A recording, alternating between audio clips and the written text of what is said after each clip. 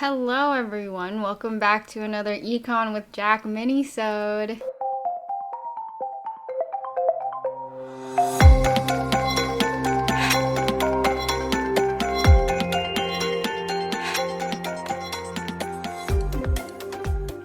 The 2021 Olympics are in their final stretch this week, and I hope you all have been enjoying it. This is also the first year that they have skateboarding and surfing in the Olympics, so I really recommend you check those out if you haven't seen them already.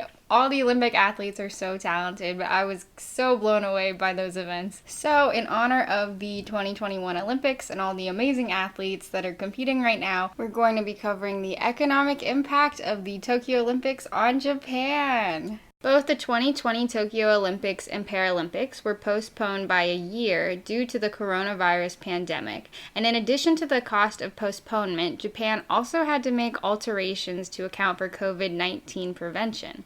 The official cost for the event ended up being $15.4 billion, a 22% increase from the original $12.6 billion budget, where the $2.8 billion increase came from contract negotiations and COVID precautions. However, audits by the Japanese government over the last several years showed that the costs are in actuality at least $25 billion. Now, that number is not an abnormal price tag for most countries who host the games. Brazil spent around $13.1 billion on the 2016 Rio Olympics, which is only a little less than the $14.8 billion London spent on the 2012 Olympics and Paralympics, where China spent over $40 billion on the 2008 Olympics, and Russia spent $50 billion on the Sochi Winter Olympics.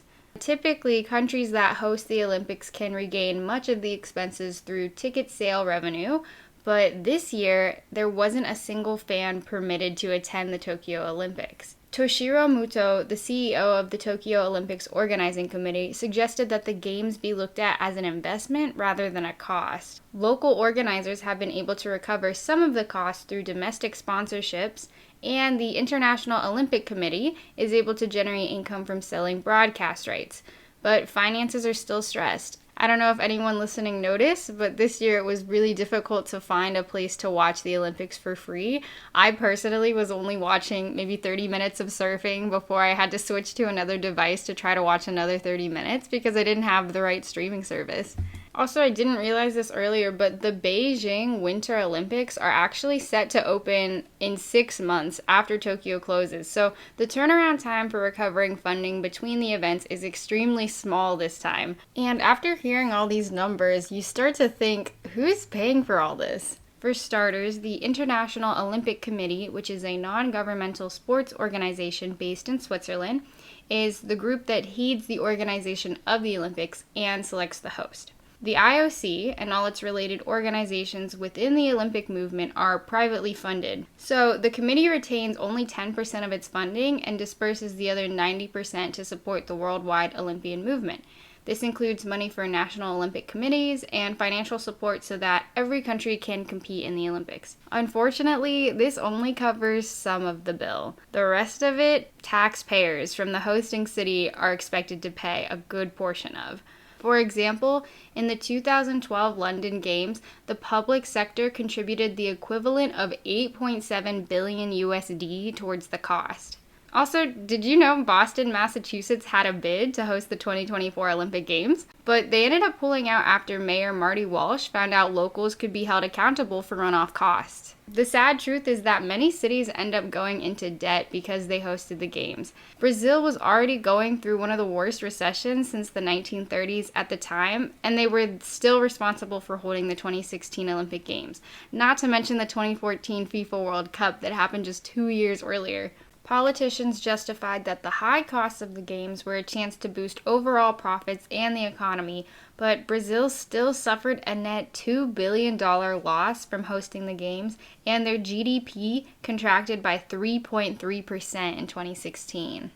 In addition to that, most of the Olympic venues are abandoned after the games. I recommend searching for previous Olympic villages and what they look like today because the images are pretty disheartening and very surprising that these huge, beautiful venues go unused afterwards.